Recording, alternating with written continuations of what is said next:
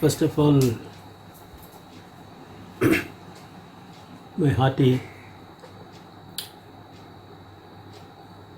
congratulations and blessings for all on this auspicious day of Kartigai Deepam. You all know that Jyoti will be lit on the mountain of Tiruvannamalai. It is only a symbol. What does it symbolize? It symbolizes our Atman and Arikperanjodi inside the forehead, in between the two eyebrows, inside the forehead, at the center of our head. This has been our tradition. Long before Valalar Swami gave us Arikperanjodi as the definition of God, the ancient Siddha tradition has been saying the same thing. Saint Manikavasar used to call it Arum Perum Jodi. Adiyum Andamum Illa Arum Perum Jodi. It has no beginning, it has no end. So God has always been defined as light in the Siddha tradition. And later, Swami Aranagirinathar, he called Lord Muruga as Jagat Jodi, the universal light. And Valalar, according to the times, being a scientist, he defined that Jyoti in scientific terms. He called it Arutperunjodi. Just by changing one letter, he made a revolution. That's why he is called revolutionary saint. It is not Arum Perum Jodi. Arumai means rarity of the rare. Perumai means Perum means vast, infinitely vast. God is always vast, great, infinite. Jyoti means light. And he changes this Arumai into Arul. Im is replaced with it. Arut, Perum, Jyoti. So, God is not only the rarest of the rare, but he could be attained by anyone, as simple as a common man. Arul, his simplicity, his approachability. Anyone can just look into his forehead, above the roof of your mouth, and see God here. In fact, God is not distant from ourselves, somewhere outside, beyond the universe, as other religions taught us. But he is inside us. In fact, he is closer to us than our own Atman. It is inside the Atman, it is activating the Atman. So we are light. Our original form, according to Valalar Swami, is the light body. But this physical body is only a veiling, an obstruction. Just remove this dross and you will find the light body. We are all light beings. So the purpose of human life is to remove this dross, waste matter, and you will be transformed into light body. It is as simple as that according to Valalar system of Sudarshan Marga. Well, today, as a continuation of our last lectures in Dasakarya Yoga, at the 9th activity, we saw Siva Yoga, and inside Siva Yoga, we saw many branches of lesser known yogas. One among those lesser known yogas was Ananda Yoga. Valalar Swami, whatever he touches, he will develop it into an elaborate science. Here, Valalar Swami goes beyond all the Western psychologists like Freud, Jung, Ken Wilber, and other transpersonal and humanistic psychologists. And he gives us here some clarity. Today we must understand that, first of all, before we enter into Ananda Yoga, proper, we must understand certain clarifications given by Vadalar. For example, some of the so-called mystical teachers make this mistake. Not all, but a few of them do this. See, there are some confusions on the concept of self-awareness among spiritualists. This confusion arises out of the various centers in which self-awareness exists in each moment. It is like a spectrum of light. It also has 7 centers. 1. Physical. 2. Vital or pranic. 3. Mental. 4. Reasoning. It is called Vijnanamaya Kosha in Taittiriya Upanishad. Love. That is Anandamaya Kosha of the Upanishad. And spiritual. Anma. And divine. Arutperum Jodi. So there are 7 centers in our consciousness. Unfortunately, we identify with all of these 7 centers. What is the difference? Where are we exactly at each and every moment? That has to be known. That only will give us clarity. Otherwise, this confusion will continue. Both reasoning, Vijnanamaya Kosa, are in Vadalar Sudasan Maga parlance, Satvichara it is called, and love, Paropagara. They constitute 2 aspects of the psychic or Jiva. They are different from Atman or spiritual center, the 6th center. See, Vadalar Swami here makes one contribution, one clarification, which is not found in many systems, like Steiner's, Rudolf Steiner's. See, Vadalar Swami says Jiva is different from Atman. Both are both belong to the spiritual level, but Jiva, the individual soul, is different from Atman. Atman is called in Tamil, beautifully they have constructed the whole system. Chidambaram, if you go to Chidambaram temple, the hall where Lord Nataraja is dancing, it is called Podu Mandram, Hall of Wisdom, Jnanasabai, Sichavai. Chavai means also Jnanasabai. Podu, why do they call it Podu? It is not individual soul alone.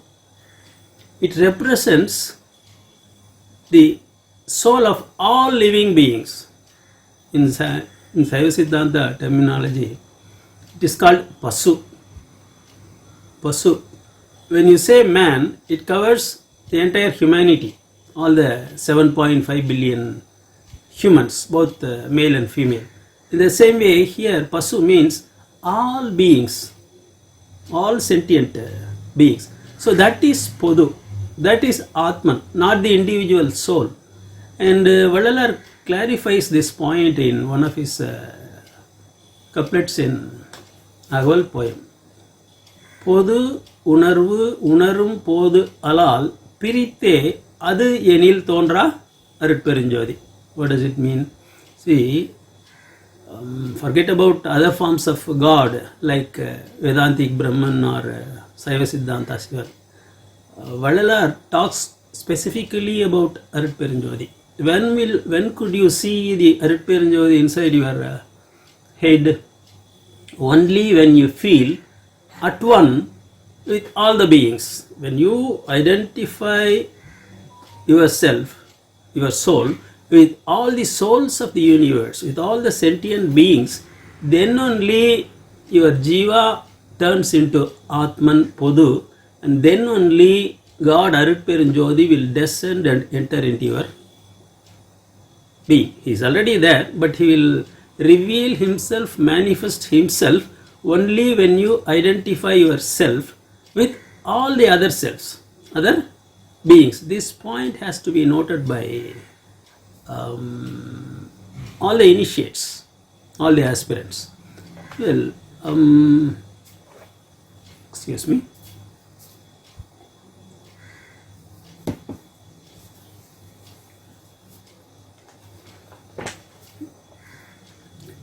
Jiva is also known as psychic in spiritual parlance.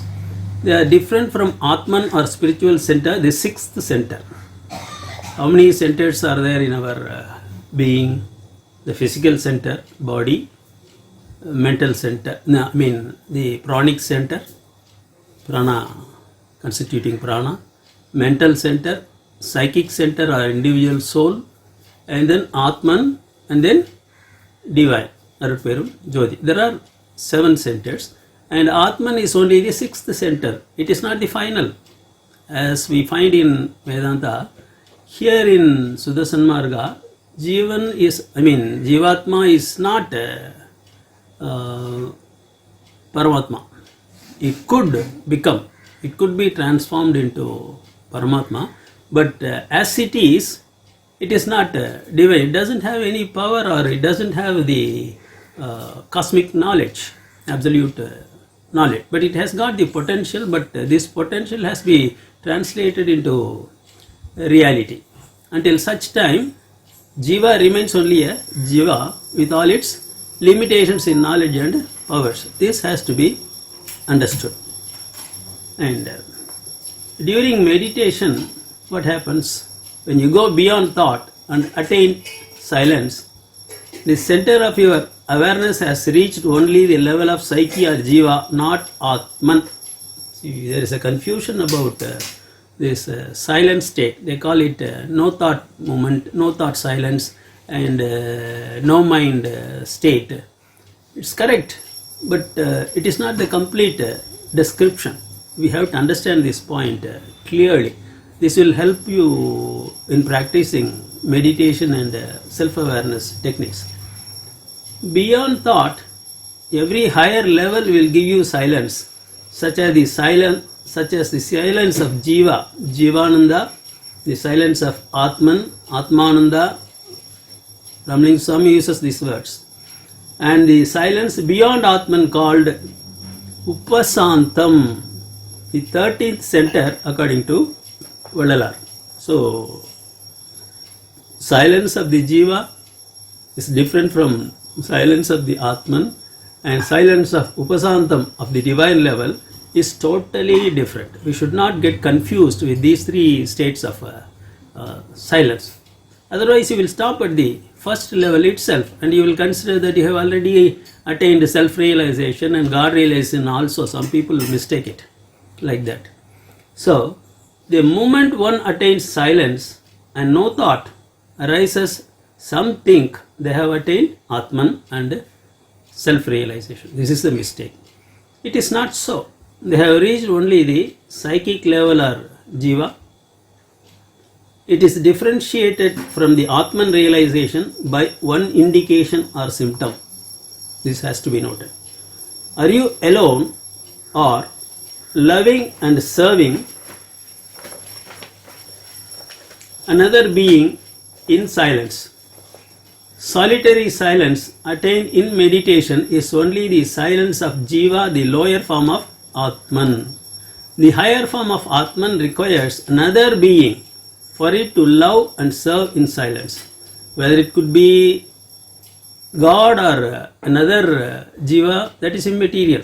But the union of your Jivatma with another being or with the greater being of God, that fusion of 2 beings must take place.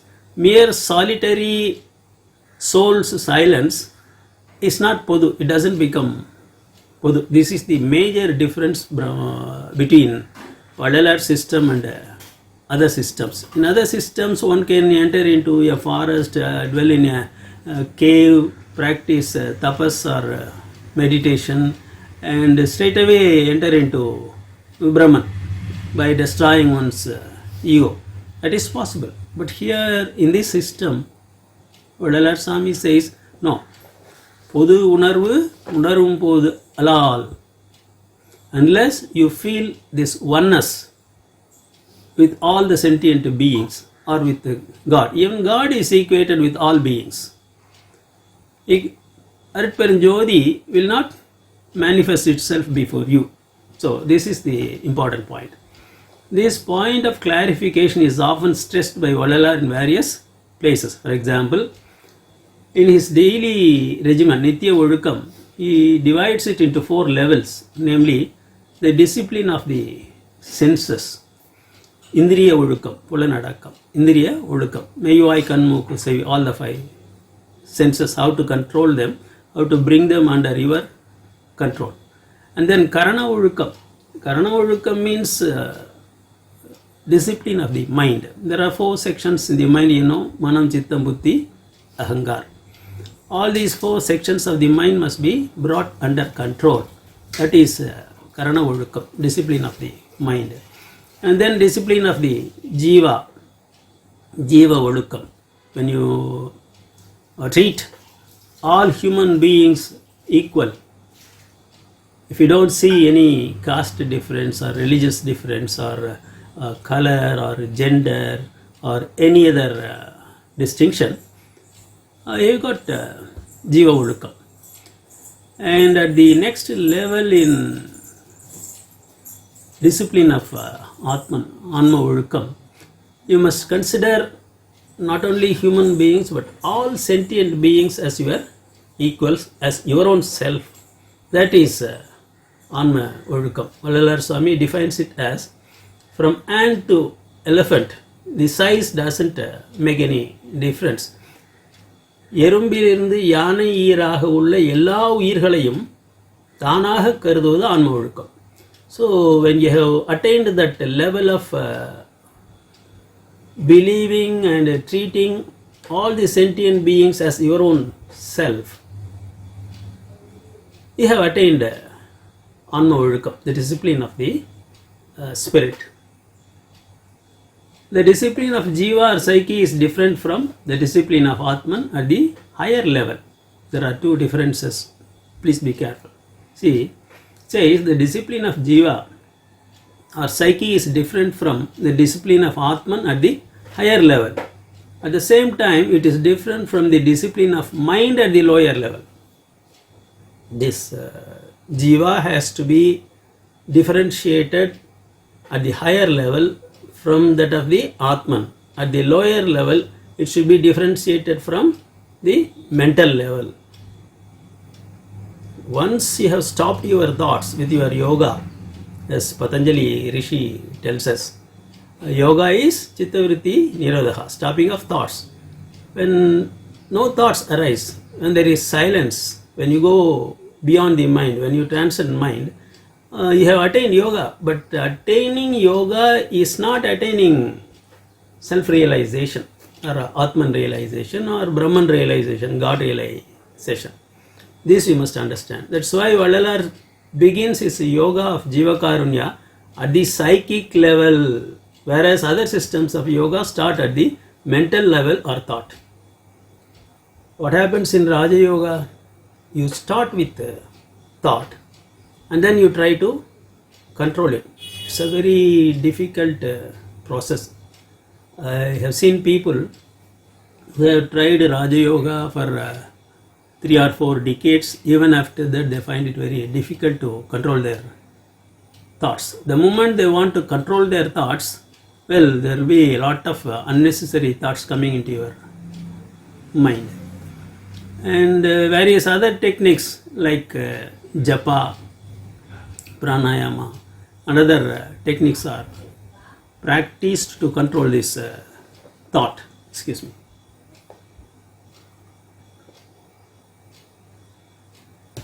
So, the danger is that some people will be watching inside their minds other thoughts with the new mode of thought acquired by the new practice of self-awareness. See, these new age gurus, they give us something like instant coffee. What is instant coffee? Immediately you can put it into your milk or hot water and make a cup of coffee like that. Say just be self-aware. Everything will automatically come. It is finished. It is only one act. Be constantly self-aware. Be choicelessly self-aware. Remember yourselves. watch your thought, be the watcher, be the witnesser, witnessing consciousness. All these words are used. It's good. Vadalar also accepts it. Tannai erinda inbamura venilave oru thandiram nee solla vendum venilave. See, Tannai eridal is the basic lesson for all esoteric systems, but it doesn't stop with self-awareness. See, there are many levels of self-awareness. For instance, the confusion starts with the usage of the word self. How do you use it? There are many layers. There are many layers of self. We'll see that. See, when you start witnessing your thought, what happens? At the first level, one part of your mind or one single thought will be watching another thoughts. One thought watching another thoughts. But unfortunately, some people consider this watcher of the thought itself as psyche or Atman or God. It is not so. It is only one thought looking at another thought. This must be understood first of all.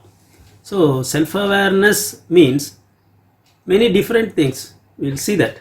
One thought watching another thought is not self-awareness. It's not complete self-awareness, at least.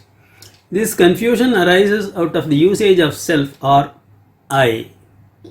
It could mean variously 5 centers depending upon its usage and place in a sentence. It gets its meaning depending upon its context. The 5 contexts are: 1. Self as body. When I say Kupuswami, many people look at me. When they think of Kupuswami, they think of me as a body. So here self is used as physical body. And then self as thought. Self as thought, as mind. When I say Kupuswami, I may mean my mind, construction of my mind or thought. The third variety is self as psychic or jiva. Psychic or jiva. 4th level is self as Atman. This is the self expressed in the Upanishads. And finally, self as God inside us. This is the self used in the Gita by Bhagavan Krishna. Self as God inside us, because he equates and identifies Atman with God himself. So there are 5 levels of this self. The last 2 kinds of self, that is Atman and God, are sometimes written with a capital S and the former 3 with a small s. Some people make this difference, and it is good. The first 3, that is the physical self, mental self, and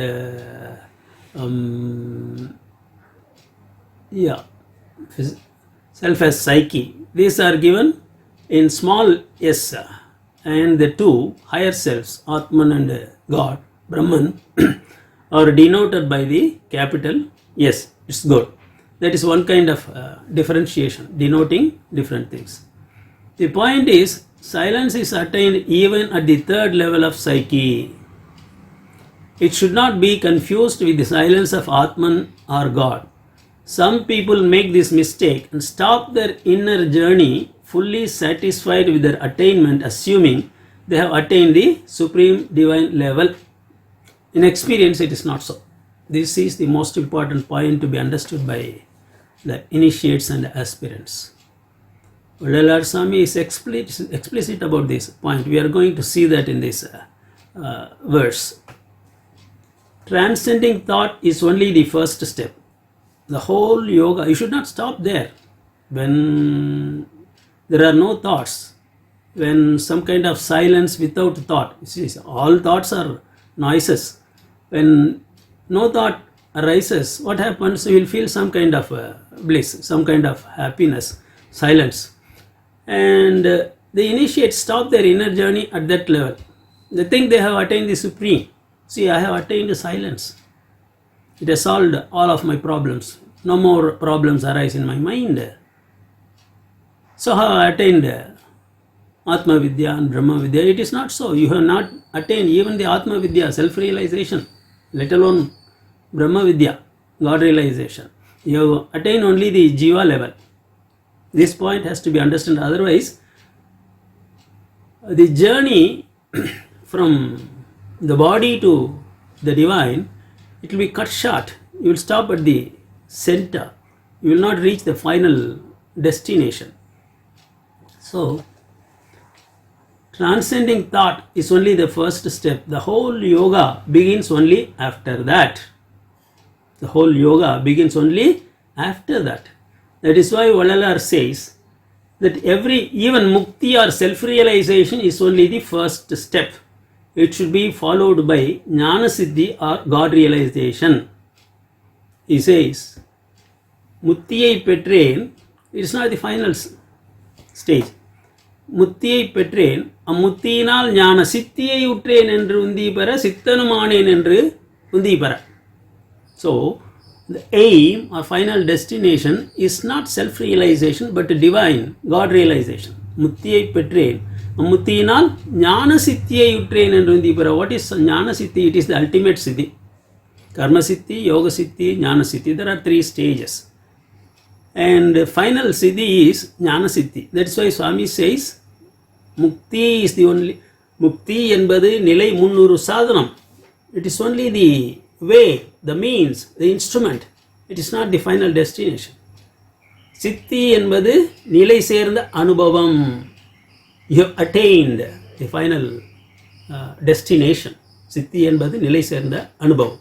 In another couplet he says, புடையுறு சித்தியின் பொருட்டே முத்தியை அடைவது. Why should one attain salvation? Only after this stabilization of mukti, renouncing all worldly desires, you can aspire towards higher God realization. So this is only the first step, but it is only the stability, the condition of stability with which you can go higher. You can reach the higher ranks of the ladder of spirituality and divinity. So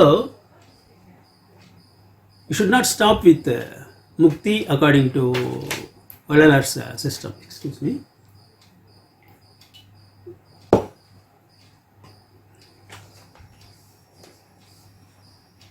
In between these two, that is mukti and siddhi, there are many levels. And Swami gives us some 8 different levels or divine experiences.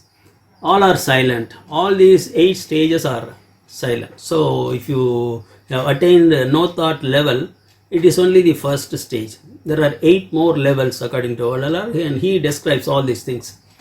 This is, sir, it is higher esoteric psychology.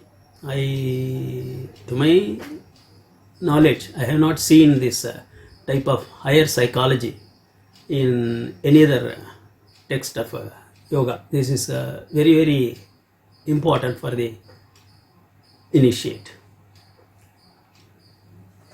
Valalar points out of his own personal experience, all these intermediate states of consciousness in the following verse we are going to see. Atmananda is the first dividing line from the lower states of Ananda, like Vishayananda, meaning Indriyananda and Karmananda. Vishayananda, Vishayam in Sanskrit, it means Vidayam in Tamil. According to Tamil grammar, we replace Sha. We don't have the letter Sha in Tamil, so we replace it with Ta. So it becomes Vidayanandam, worldly affairs. Meaning Indriyananda and Karanananda. Bliss according to the 5 senses and mind. Tattvananda, meaning the happiness derived from 36 tattvas. Well, and Yogananda, or happiness enjoyed during practicing yoga. For instance, if you practice pranayama or Vasi yoga, sometimes you feel like flying in the air. The whole body, very body itself will give you a blissful experience. As you experience during the climax of a sexual congress, you will feel the bliss in the very body itself. Well, if you practice Vasa Yoga continuously, you can feel this bliss. And Swami mentions this as Yogananda. Ananda or bliss arising out of yogic experiences. But even that is not self-realization. It is only Yogananda. He adds an adjective. Ani Yogananda. Ani means, well, it's a jewel, something special. It's an ornament for the human being. Not that all beings are endowed with such a bliss. Only the yogis can understand and experience this type of special type of bliss. Only yoga can give you this type of bliss. That is why he says Ani Yogananda. We are going to see it in detail. And Jnanananda, or happiness of an initiate or practitioner of Jnana Yoga, mere detachment from worldly desires, will give this bliss, though one has not attained permanent self-realization. These two are at the level of Jivananda only. See, when you practice Jnana Yoga, it will be very difficult at the initial stages. Renouncing desires, we can talk about it, we can write about it, we can discuss it for any length of time. But renouncing desires is not an easy thing. It's the most difficult thing in the human life. Attradu pattanil uttradu veedu. That very moment, when you have not even a single desire in your mind, you have already attained moksha. You don't have to go beyond death or beyond the cosmos into some Kailash or Vaigunda. Here, at the same moment when you have no desire, this is already there, says Swami Nammalvar. Attradu pattanil uttradu veedu. You have already attained it. So, the conquest of desire is the most important thing. Well, Ara Iyarkai, Nammalvar Swami only summed up what ancient sage Thiruvallur had already said. Ara Iyarkai. See, the very nature of desire is that it is forever, it is infinite, it will be always arising in the sea of mind. Desires will be like waves arising constantly in your mind. Excuse me.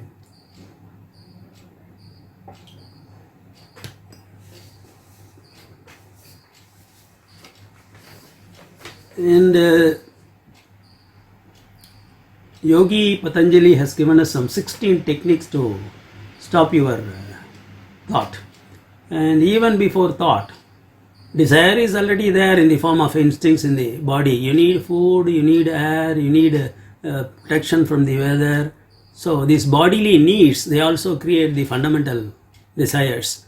You must conquer all these desires. So this is called Jnanananda.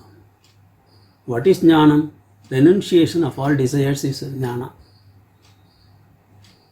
At the level of Jnanananda, you touch your Atman, your Jiva, Jivatman. You touch your Jiva. That itself will give you a different type of bliss, because you have not enjoyed it so far. At once you will realize that you are different from ordinary common folk, men and women. They are drenched in the worldly desires. They think that's the ultimate thing. Now you have known the difference. Nitya, Anitya, Viveka, Vicharam, says Shankara. Lord Shankara says, Nitya, Anitya, Viveka, Vicharam. What is eternal and what is temporal? If you know the difference between the temporal and the eternal, everlasting thing. What is everlasting? Atman and God are everlasting. And all the other things are worldly things. Temporary, transitory. They could fade in any moment. This moment you will enjoy a film, If you constantly see it for the 10th time, you will get bored. So the same thing could give you happiness or misery. That's the worldly nature of worldly things. But it is not so with Atman and Brahman. Once you have realized Atman or Brahman, you will not get bored. So, take it from me. You look at a saint, if he gets bored, it means he has not enlightened. As simple as that. Boredom will not be there with an enlightened master. If he says he gets bored, he needs stimulation or entertainment, which means he is not enlightened so far. His center of consciousness is still in the mental level, in the mind, at the thought level. He is not enlightened. It's as simple as that. Well, Jnanananda.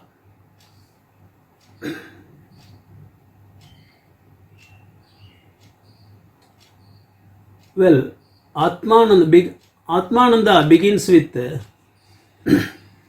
adjective, and Vallar Swami adds one adjective. Petrurum Anmanandam. Petrurum means, Peru means Siddhi.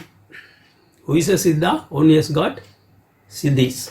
What is a Siddhi? Permanent attainment. Today you might have $1 million. Tomorrow you could lose it, or in 10 years you could lose it. No. If you lose something, you have not attained that Siddhi. Even in knowledge, in old age, you could forget all that you have accumulated in your mind, all that you have learnt, all that you have experienced, all that you have learnt during your yoga practice, everything you could forget, you could lose. That means you have not attained. A Siddhi is a permanent attainment. And Swami says, Petrurum Anmanandam. This permanent level of attainment begins only with Anmanandam. Only when you have attained the Atmananda, that is only when you have attained self-realization, you become a permanent entity. Not before that. Not before that. Petrurum Anmananda. Peru means Siddhi in ancient Tamil. And beyond Anmananda, he lists out some 8 more types of transcendental bliss, culminating in absolute divine Ananda, Sutta Sivananda and Sarvananda. The aspirant could be misled at the psychic silence, mistaking it for Atman realization. Secondly, Atmananda could be mistaken for God realization. This is done by most of the Vedantins. Well, there are 3 kinds of Vedanta. Actually, there are many different schools of Vedanta. Sankara Vedanta is called Ekanmavadam. It says there is only one Anma, one Atman, that is God. All the other Atmans are illusion. That is Ekanmavadam. But Saint Ramanuja, he didn't accept this. God is Brahman and all the other souls are different. They stay at the Anma level only with all their limitations. And but they could one day join the Supreme Lord. And it can be done only through Bhakti. And he goes one step further and says Prabhakti. Prabhakti is it's an advanced stage of Bhakti. For instance, if you want to eat your idlis, you must ask God, Sir, can I take my food now? The answer should come from inside. This is for every action you are about to do, you must get the permission from God. You should be constantly listening to the voice of God from inside. Well, that's a different subject. It's an extreme form of bhakti. In the story of Isaac and Abraham, this was denoted in Old Testament, and Soren Kierkegaard, the father of existentialist philosophy, has written a whole book on that. Called Fear and Trembling. Well, it's a different matter. Now we don't talk about bhakti here. And there is yet another school of Vedanta called Dvaitam. And according to Dvaitam, man is man, God is God. There is no way they could reach, they could become one. God is God, he will always remain God, and man is man. He could never become Paramatman. Madhvacharya said so. He was the father of Dvaitam. There are many schools of Vedanta, and according to Sankara Vedanta, there is only one Atman, like the sun, and the reflections of sun in all the ponds and lakes and rivers and ocean. These are only reflection, but there is only one sun. That is their argument. Well, let us not enter into that now. So, the aspirant could be misled at the psychic silence, mistaking it for Atman realization. Second mistake is this. Secondly, Atmananda could be mistaken for God realization. No, it is not so. There are 8 more higher levels from Atmananda to pure Arutperanjoti level.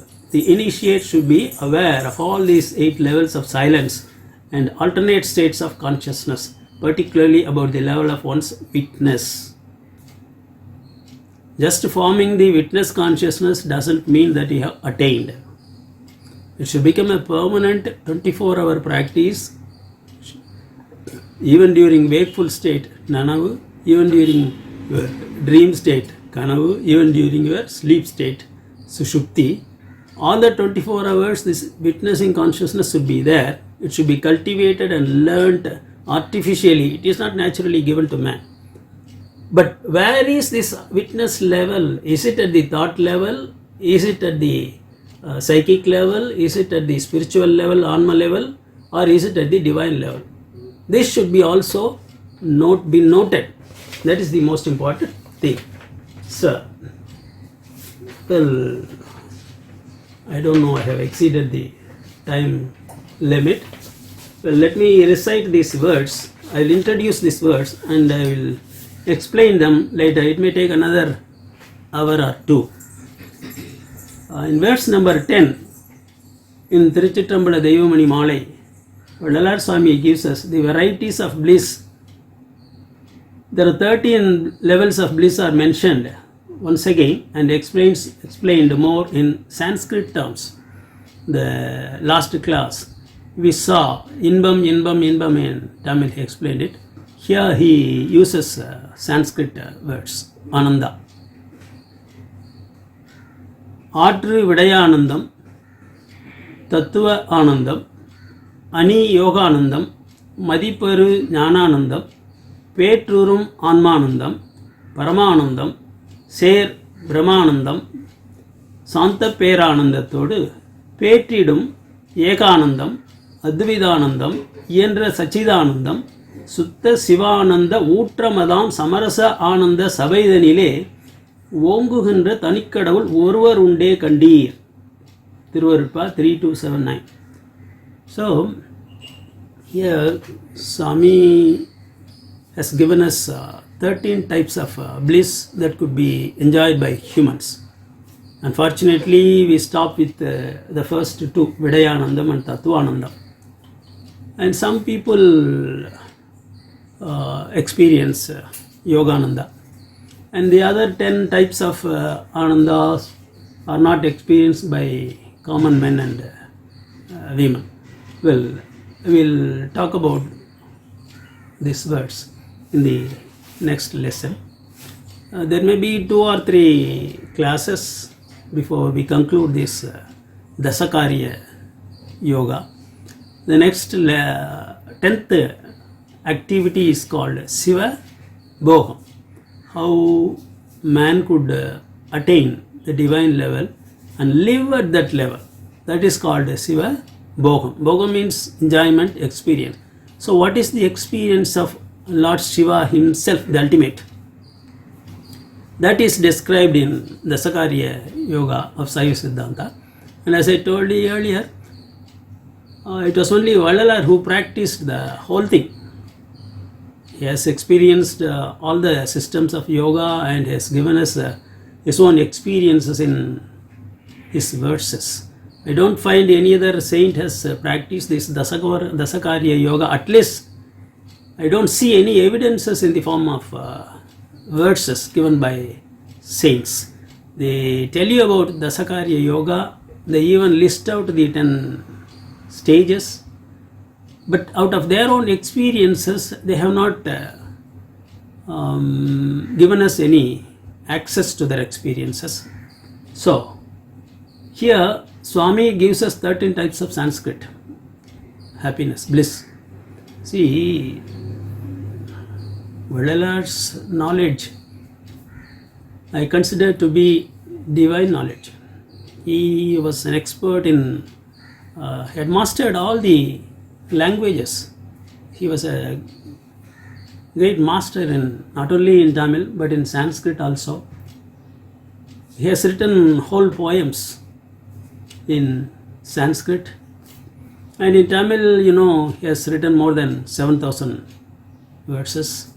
And when the district collector of South Arcot, he came to make inquiries about the gold making in the temple. It's, according to record, Vadalar talked to the collector in English. So it was a divine type of knowledge. So we don't have to wonder at his using these Sanskrit terms frequently.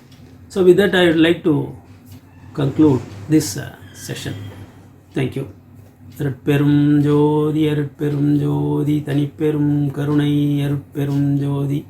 May all sentient beings live in happiness and bliss. May the divine feet of Vadalar be praised. Thank you.